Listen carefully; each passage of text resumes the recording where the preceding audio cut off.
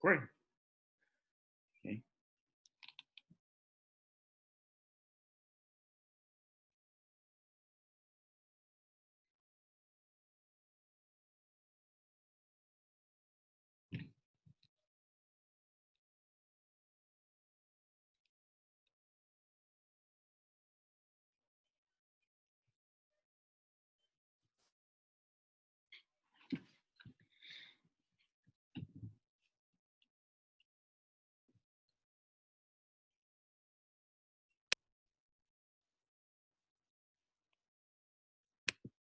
Hi. Hello. Hello? Hi, can you hear me? I can hear you. How are you? I'm good. How are you? Very well, thank you. I'm glad we, Finally, we are talking. I'm sorry? I'm saying finally we are talking. Yes, it's I know we about have been time, sending a darn couple it. of emails. There's a lot of back and forth. Yes, well, I'm glad we're finally getting around to it. That's great. Thank you. Yeah. So please tell me about your startup, what you're doing. So, UB Sports, I'll tell you a little bit about me, and then it's obvious where it came from. I've been Sure. an athlete all my life. I started playing sports when I was 12, for real. Before that, my parents sort of fought it because they wanted me to just work on my brain instead of my sports and my body. And so there I was, a short, fat kid who wasn't playing any sports at 12, and I just got the bug, and I had one of those epiphanies where I'm on I'm at a school, and it was lunchtime, and I was a short, fat kid, so nobody picked me for the team for softball, and That's sad. you know, it's horrible.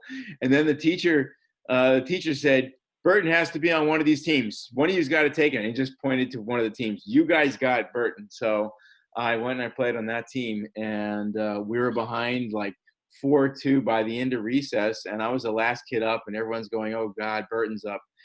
And Aw. I ended up hitting like a grand slam and winning the game, and everybody loved me and everything. And so I went from So being this what game you played?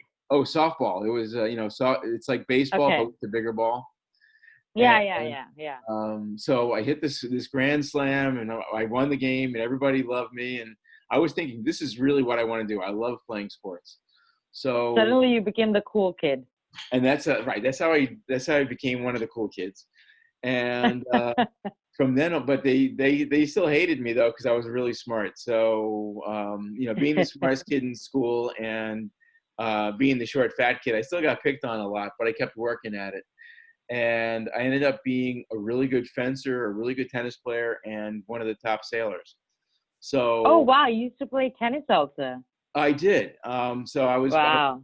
So I was doing a lot of things all through high school, and during the summer I would play 4 or 5 hours of tennis a day, and I would sail all the time. So I ended up really being really Wow. good at these sports, but they weren't the mainstream sports. They weren't, baseball, basketball, football. And I couldn't, Mhm. especially back then, if you can imagine what it was like 30, 40 years ago, you could never Yeah. see sailing on TV or squat or tennis or fencing. Yeah. Maybe on the Olympics, you could see maybe 3 minutes of it during, NBC's broadcast. Actually, it was ABC back then. You would never see those Yeah. small sports. And I just love these small sports. I thought this is so cool, but I thought, I didn't know how many people actually played the sports. I never decided to look in the census report. So anyway, I got recruited to Penn for fencing. I ended up, Oh, okay. Congratulations. thank you very So much. you played a lot of sports like tennis, fencing, softball. I did. I did. Yeah. Wow. And I loved playing sports, even though I wasn't playing the mainstream sports. I still was very involved in this, and even during college, I kept playing.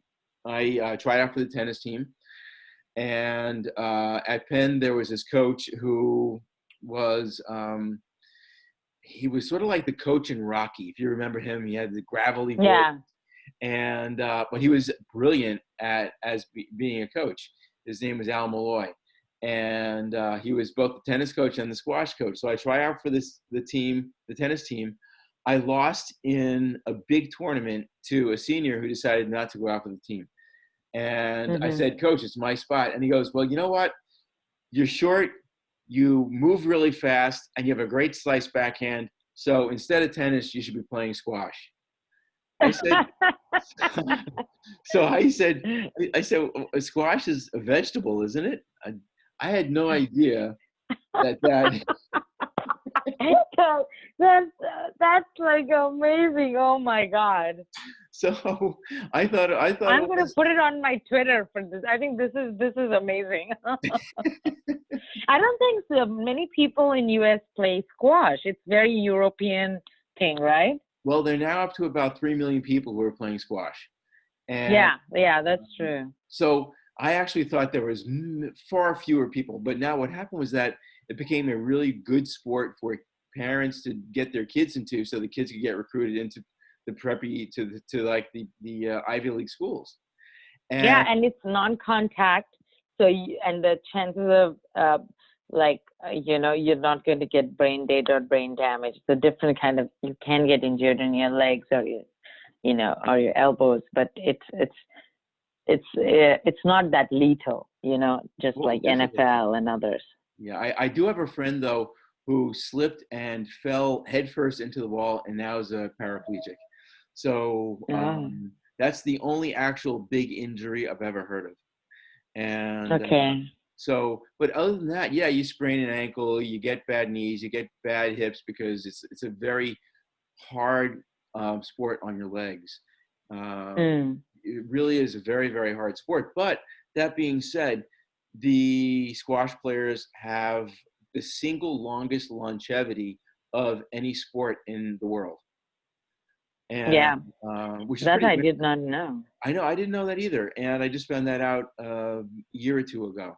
But what I knew about it was that it was a fantastic sport. Either it's a one-on-one sport or a two-on-two sport if you can find a doubles court, and it's a great activity. You burn off 1,000 calories in an hour, and Mhm. it's one of the most frustrating things for me is that it hasn't made the Olympics yet because it's played in 130 countries. There's no reason why it shouldn't be played by millions, over 100 million people are playing it around the world, and I it's did not not. know that it's not a part of the Olympic. That's sad, It's so actually. sad, and now it's even worse in LA in 2024. One of the sports is going to be breakdancing of all things. I it boggles my mind. I don't understand how that could happen. Yeah. Who watches Olympics? I really Um, doubt. it's I mean, Olympics, I understand, like, Greeks have started, but who watches Olympics nowadays? well, And who cares about who won? I think Russia got out, but who cares? see, this is the whole thing: is that people don't realize that in every one of those lower profile sports that are played in the Olympics, everybody in that sport is watching the Olympics because it's a Hmm. very big thing for them. For sailing, and if you can find sailing on TV or on the web during the Olympics, you're going to watch it because it's really a fun thing to watch. Hmm. And during the America's Cup, the same thing with sailing. It's really, really exciting, especially now with these new boats that actually get up out of the water and fly on these fins called foils, Yeah. and they're Yeah. moving they're moving faster than twice as fast as the wind, which is a miracle. It's just incredible. So these sports are for the people who play are so exciting and so much fun to watch. Those are the people who are watching, and those are the people that have the passion. And I can't express to you enough how important that is. That what we see as in America as the big sports are really very small. Okay, so let me take a step back. So I was an investment advisor for years and years. I started working in the investment world in 1981 when I got out of college, Hmm. and I was still playing sports. I was still playing squash. I was still sailing. In the 90s, I was a pro sailor on the weekends and when I could take time off. I was also one of the top three squash players in America, and I was loving life, and I was also still doing my investment world. And then I had a dream. Literally, this is in 2003. I had a dream. I woke up 2 o'clock in the morning, And I had this dream that I was reaching out into the cloud for the fencing swords that I was coaching, so I had to get fencing swords from Hungary. It took 6 months to get fencing swords from Hungary at the time. Uh, I Mhm. I was reaching out into the cloud for the soccer balls for my kids because I was coaching my kids' soccer team. Then I was reaching out for my squash shoes and my squash racket, also from that same cloud. And I realized that what I was thinking of as a cloud was really the internet, and that all this stuff was Yeah. available to me just by reaching out.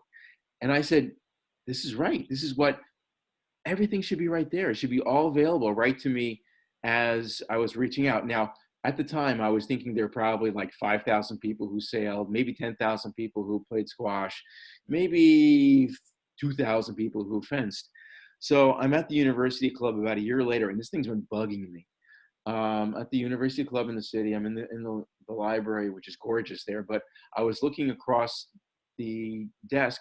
I'm giving you the long story, and I only have a short time, but this is what happened. I looked across at the census reports, and I grabbed them, I opened them up, and I was shocked. What I saw was that millions of people are playing these lower profile sports. There are as many badminton players in America as there are hockey players. There are as many Wow. mountain bikers as baseball players. And I'm thinking, oh my God, we have the whole thing backwards. So I started adding up the numbers. 85% of the people who are playing sports in America are playing the other sports. They're not playing the mainstream sports. And that's 240 of the 280 million people in America who are playing sports are playing those other sports. And I realized that this is an opportunity of a lifetime. That if I Yeah. can find a way to coalesce these populations into one place so that it's not seasonal, so that we're capturing all these people who are playing not just one sport, but maybe 3 or 4 sports like myself. And if I can capture the passion and the excitement and the sporting goods business and the advertising in these sports, this could be a massive opportunity for the person who decided to build this thing. So that's what Mhm. got me going. But back in 2003, if you recall, nobody had broadband. Only 5% of the people in America had broadband. Very few people were social. That was just before Facebook came out. Nobody was putting their credit cards online, and really, it was really more for geeks and, frankly, the people who had the web were either in science, in the libraries, or in school. None of the retail people had broadband yet. And now, you and I have 3 or 4 devices that have broadband each. It's crazy.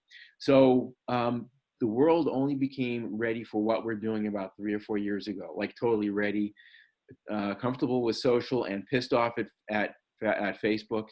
Totally comfortable buying things online with Amazon and all the other, Alibaba and all the rest of the places where you can go and buy stuff. But they really were still relying on Google to get their information. And Google, you can get to the top of a Google search just by paying money and having good SEO and SEM. So, Right. uh, right. So it's not really representative of the best that you can get. If you were a kid who wanted to learn about fencing or sailing or squash, you couldn't really rely on a Google search to get the best stuff for you. So I was thinking about that a lot also. And what we devised was a way where an athlete in any sport or their parents or a coach can get all the information they need curated by one of the top US athletes, either an Olympic or a pro athlete in that sport, in one place. So if you look Yeah. on sports, if you go to badminton, for example, you can get the rules, you can get news, you can get blogs, you can find out where the closest badminton clubs to you are. You can find out, you can watch great skills and drills videos. You can get connections directly to the governing bodies, both the world and the local governing bodies.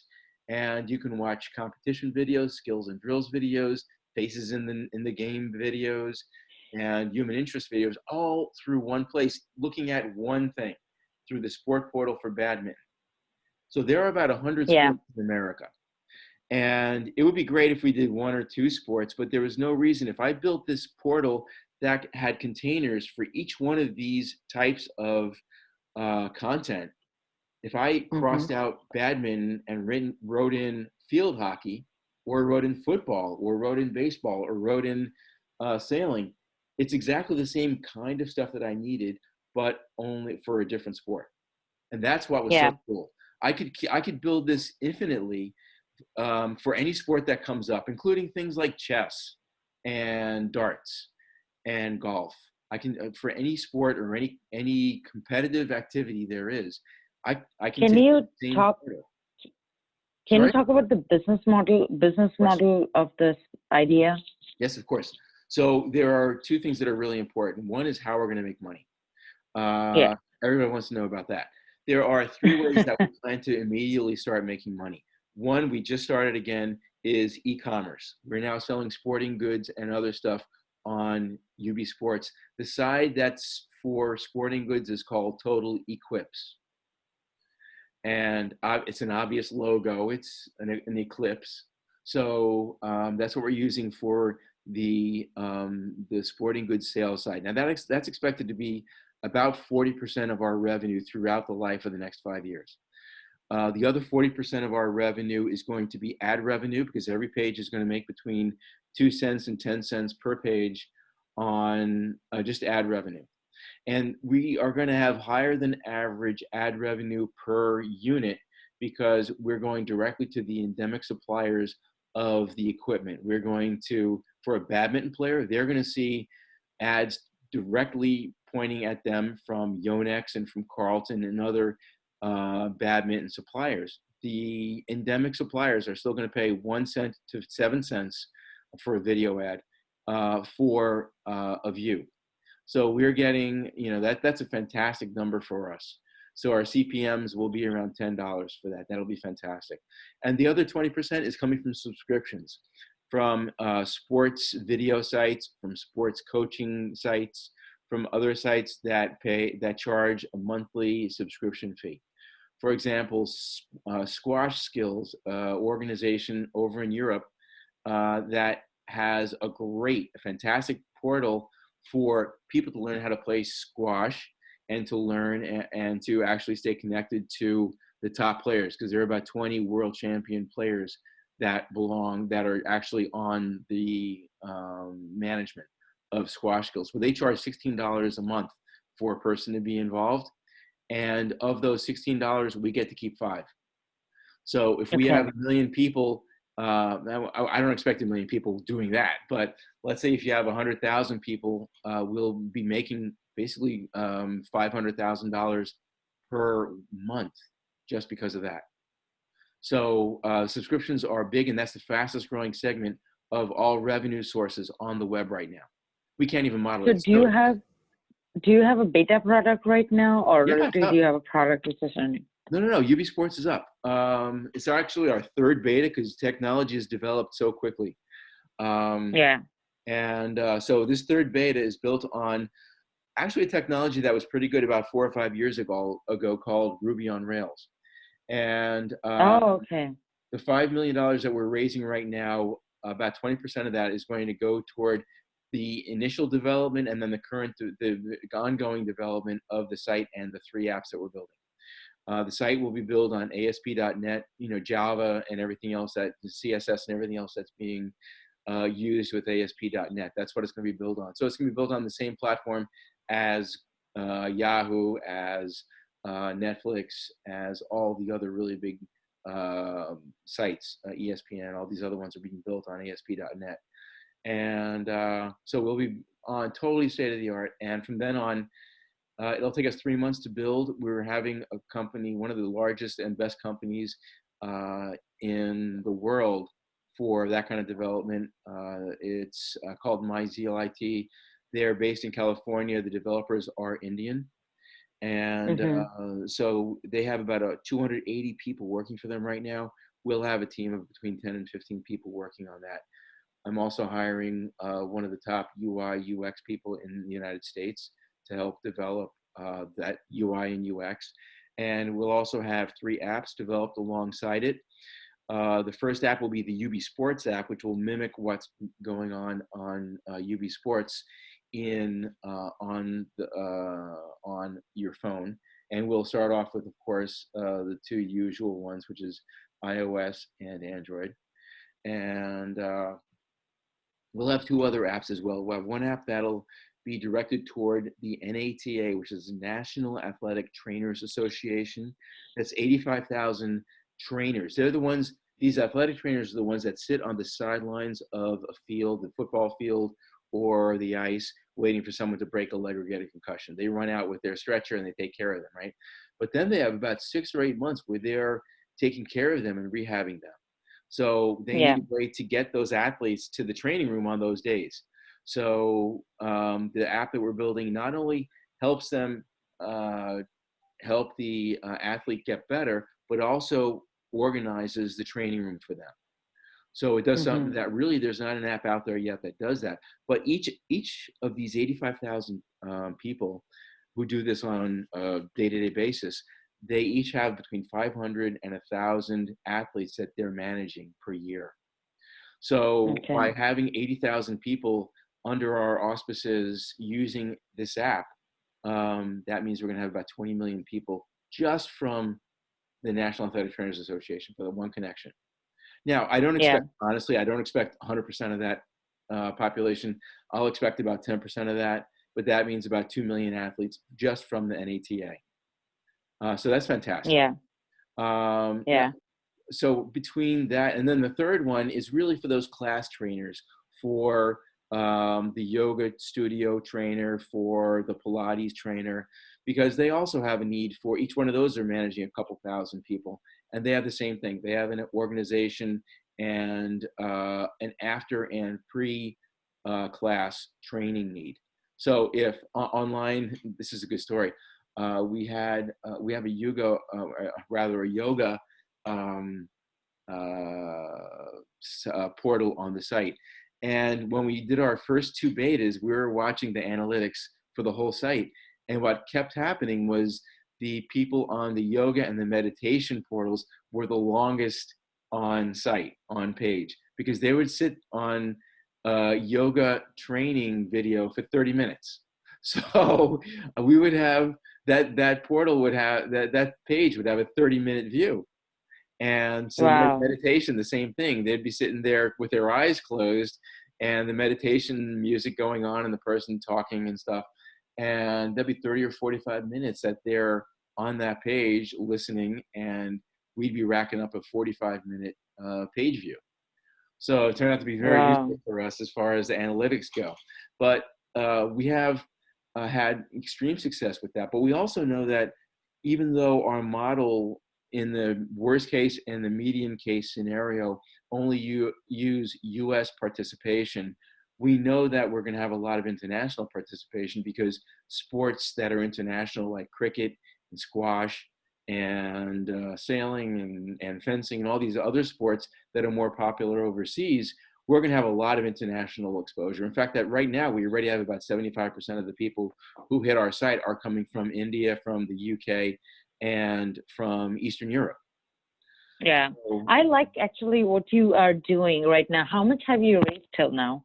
how much have we raised? Only friends and family, Yeah. and about $1 million in UV That's sports. actually good. It is really good, and the people are really cool. The person who's invested the most, he's put in about $700,000. He's the ex-managing director of Merrill Lynch for retail research. So if anybody knows the Hmm. retail mind, it's him. And That's good, right? so Hmm. he started off with $200,000, and he's added money as we've gone along. And we have another two investors who put in over $100,000 each. They're entrepreneurs. They're serial entrepreneurs. They've made a lot of money in investing in companies like us. So they're Yeah. also professionals in doing this. And we have a couple $100,000 also from people who are in sports um, and who understand the seven-time croquet champion in America. And he's also number 2 in the world. He's invested Hmm. $50,000 in the company. So we have people who Okay. really know sports and really know business who've been past investors. Yeah. Currently, we're doing a $5 million seed round, and that's for a third of the company. So we are hoping to get the first couple chunks in the next month or two. The first big chunk that comes in, we're going to put it right toward the development of the site and the apps. It'll take about 90 days to get the site and the apps developed, because we've done all the dirty Mm-hmm. work. We've done 3 betas. We've already done all the specs on them. They're ready to be handed off to the company that's done the original, specs, and they know that we're coming, and they've already done a lot of work on preparing for our contract. So Okay, that's in 90 great. days after that first $200,000 hits, we're going to have the site up and running. Now, what's really exciting is that I believe, and you can ask Rosemary about this, but I think the Walmart people, in one way or another, will be the major lead investor for the seed round. So that's very, very exciting for us, because the complement between the Walmart average buyer or retail person and us is extreme. They're all bricks and mortar. They are usually playing the mainstream sports, but their kids are playing all the other sports. They're playing soccer, they're fencing, they're playing field hockey, and all the other sports that you don't necessarily find in a Walmart store. Yeah. Unfortunately, the stereotype for a Walmart person is about 40 pounds overweight and not really an athlete. so, Yeah. so that's very concerning to the Walmart. I don't know when I visited. I should not say that, but I think I rarely visit Walmart because, yeah, it's like, I don't I have know. a problem with it myself.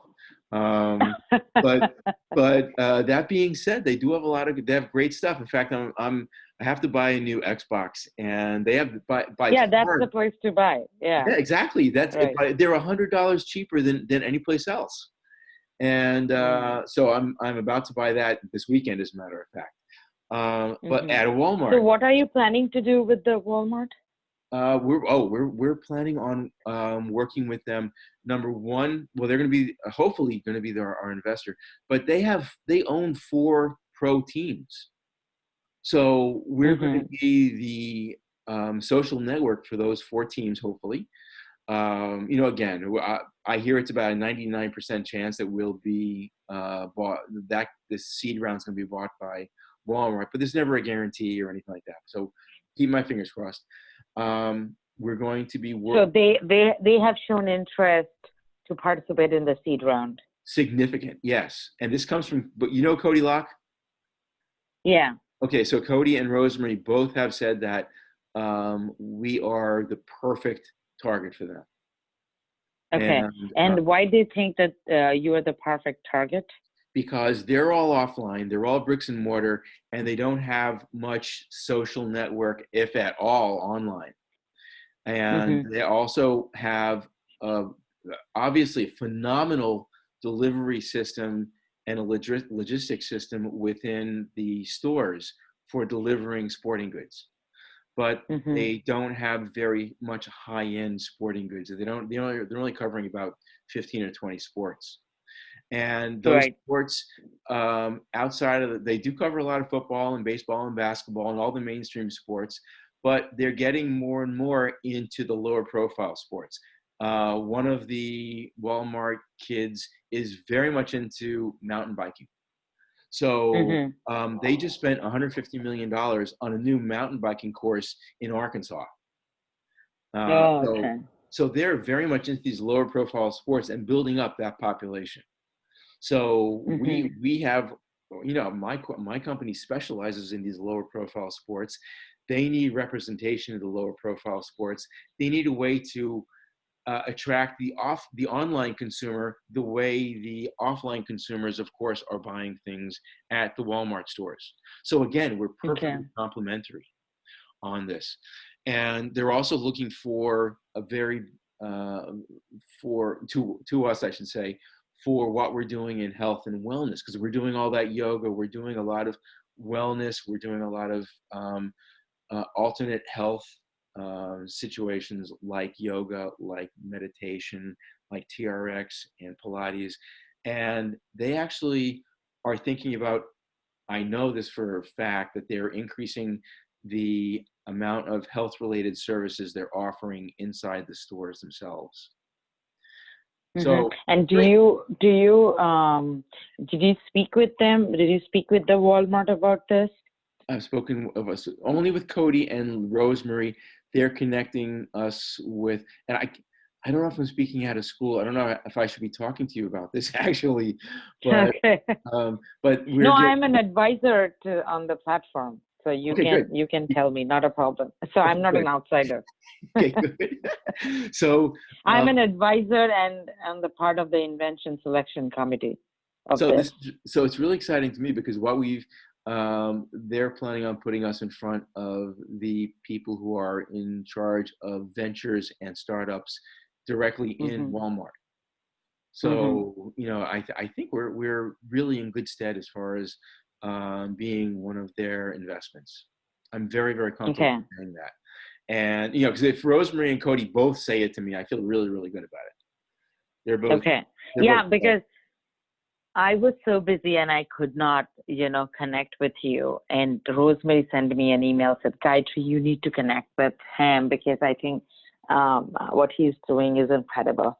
And I'd agree. so that's one of the reason I took the call because, I mean, though I'm an advisor and on the invention selection committee and then, participate in everything. And this is a Walmart Family Foundation thing. For us, it's like, from the fund perspective, the fund is not a part of Walmart. This is my personal portfolio, part of Walmart. Right. But I'll tell you a little bit. I actually like what you're doing. It's very interesting. We invest in Series A round. So once you complete your seed round, we are the right kind of investors, and we lead rounds. So That's we great. invest from $500,000 to $2 to $3 million. That's great. And I'm actually I like what you're doing. It has a very interesting, and we have not invested in this particular segment. So we invested in a company. It's a German company called Fun with Balls. We did a half a Yes, I know million it. dollar convertible note. Oh, you know them? Okay. Yeah. So we invested with them, and it's a pretty cool company. And that's a company a little bit not exactly like you, but the way you're targeting the obesity and all those things, it's Yeah. kind of slightly, but we haven't invested in the space that you're doing. So this could be one of the area, and there's no conflict of interest for us to invest. So Phenomenal. I Glad to hear that. definitely look forward. Yeah, I think once you complete your seed round, we should definitely suggest. But in the meantime, you let me know what support you need from me. Are you coming to Spobis? That's in March, April. No, that's in January in Dusseldorf. Oh, I was thinking about that. If I You can should afford it, I'm come. definitely going. What I'll do is that I'll connect you with Ite, who is the VP of Innovation. And because the thing is that, see, I cannot give you, because our investment thesis is we invest in Series A rounds. But what Right. I can do is that I can help you to get more investors so that you can get to the Series A round where we can come and invest. Oh, if you could So do I think that, Phobos. you'd be my hero. I would love that. No, I like what you're doing. Did you send me a pitch deck? Yeah, I did. I don't see a pitch deck. About It's a video I got from you. well, that basically is our pitch deck. I'll send you the hard copy of that, though, of course. Yeah, yeah. I Immediately. did not get much from the video, and that's why when you have sent it to me, I was a little confused. But I like a video pitch deck, frankly speaking, because I think that's the latest thing. But if I have a hard copy where you talk a little bit more about the tangible outcome, and also I want to like to know what are you planning to achieve in the next year, like in 2020? What's your goal? My goal is, well, obviously the first part of it is to be launched. I believe we should be able to have the site up around March, April. I'd love to have it before the Are you going to Yale Challenge. CES? I'm planning on it. Yes. Okay. That's only a couple weeks away. Yeah, I'll be opening the CES Sports.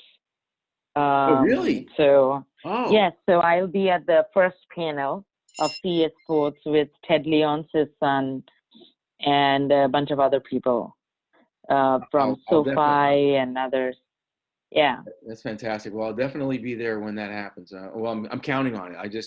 All we have to do is find a way to keep the funds coming so I could do that. But that's definitely one of the things that I want to do is get to CES. Yeah. I would love to get to CES is Thistledoor. more enterprise related. Yeah, I don't know if exactly. you're looking for enterprise people, so that's actually a good space. But what I'll do is that I will connect you with Ite from our High Sports Innovation from the main holding company to see that if you can attend that Spobis. I know a couple of other startups which are part of our alumni network. Have you been a part of our accelerator program? No. No, okay. Because we have like range of investors who invest at early stage before Hype Capital picks them up. I'll give you a little bit about our accelerator program. So we have like total collective $174 million raise from all the startups where we took Wow. part in the early stage from the accelerator program. And also, I think like most of them have raised money. So Starting 11, I don't know if you have heard about them. They raised $5 million. Uh-huh. They were a High Sports Innovation alumni. So let me connect you with Ite. I think it will be good to see that how I can also. Have you also spoken to Courtside VC? No, but I've heard about them too. Um, Okay, I will connect you with a couple of guys whom I know. Wait, Courtside is, Courts, I do know one of the couple of top guys there. do you Um, know Deepan? yeah, I've spoken with him. Um, Yeah, so he will be because he invests in seed stage rounds. that's great. Well, I should. Do you know the problem is it's so hard to get an intro to these people because you have to have you really really need a warm intro. Otherwise, they Yeah, don't take you yeah, seriously, and it's just so yeah, hard. So yeah, if you can be that warm intro, I would love it. I would just love it. yeah. I can do that for you. Yeah, So much. but yeah, I can do that for you. But in the meantime, let me connect you with ET, and I can connect you with. I'm just thinking who else. And the thing is, that right now I'm thinking Courtside, since your product is still not up, Courtside may take some time to invest because every fund has a certain level where they come and invest. Of And course. I'm thinking, and then we have Causeway also, but they generally invest in later rounds. I can definitely connect you with Causeway folks. Now, Who are else you I'm are you thinking? right now on that's so fantastic. Thank you so much for helping me there. That's great. No, that's our job to help because if I'm thinking of investing in your Series A, so you better finish your seed round. Exactly. And by the time we get done with our seed round, okay, so you asked me about the next year. By the end of the next year, I should have about 12 to 15 of the national governing bodies in the Olympic sports from the USOC under our belts. We already have badminton under our belt. We've already signed a contract with them to build their players portal. I've had extensive conversations with the USTA. Now, to explain why a governing body wants to work with us, to get back into the weeds here, a governing body would want to work with us for a couple of reasons. One is that they don't have one place where you can go and learn how to play the sport.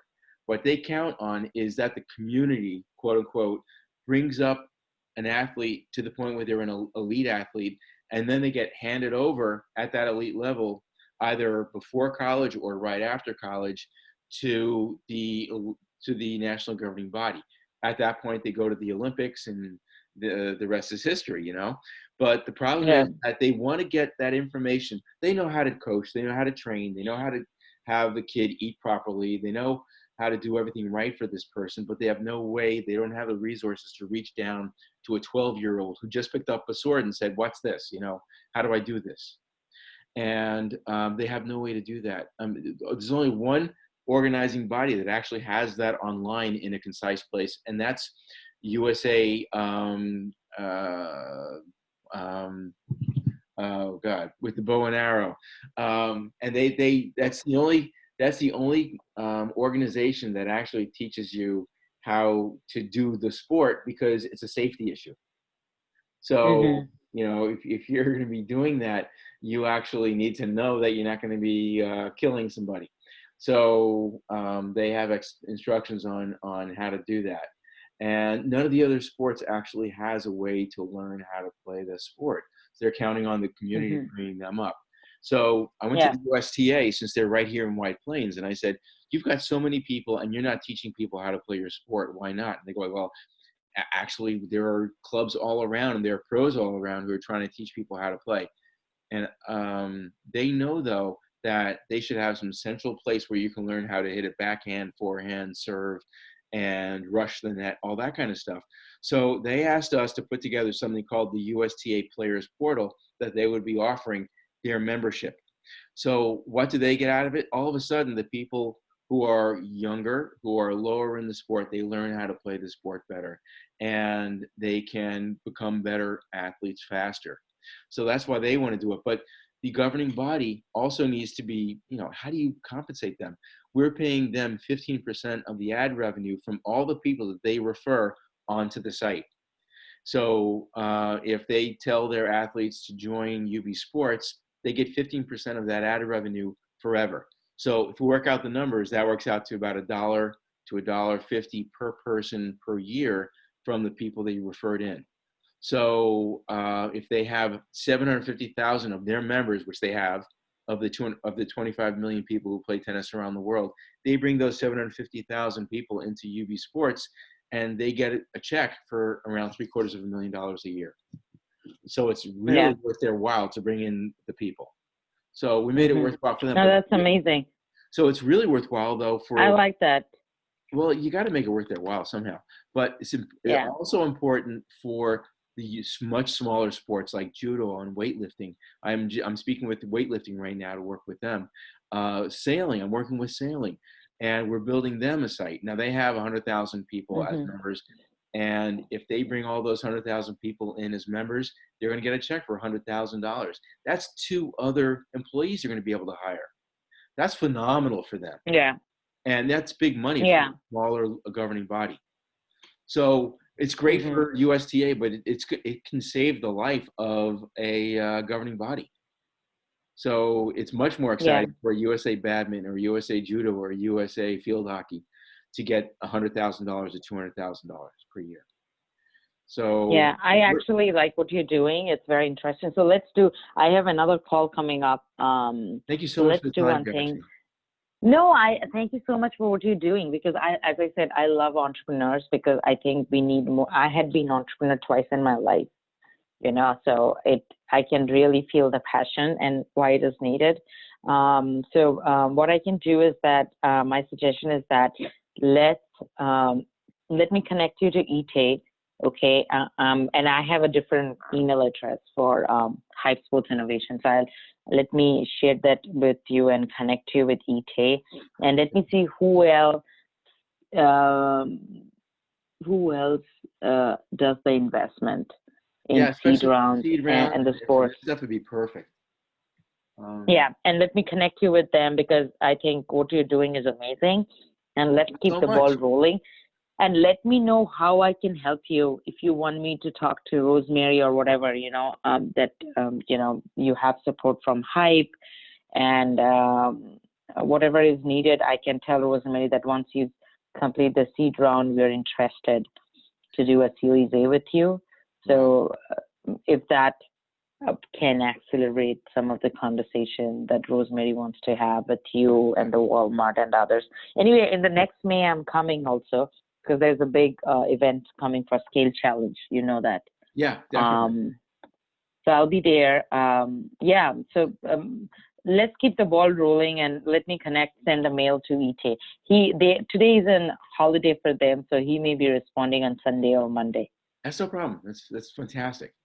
Okay, great. And yeah, actually a call or however you want to get in touch with Rosemary and tell her that, number one, you love what we're doing, and two, that you'd like to be the A round. I think she would flip. I think she would love it. And I know she's excited about it already. So this would just really put her over the top. That would be fantastic. Okay, no, that's Thanks. great. Let's keep a connection. Can you inform me what you are doing, and also send me a hard pitch deck, because I want to see the details a little more, because that's going to be a little bit more helpful. I absolutely will. I'll send it as soon as we get off the phone. Okay, thank you. Thank you so much, Gayatri. Have a great weekend. Yeah, you too. Have a great weekend. Take Thank you care. very much. Bye bye. Bye.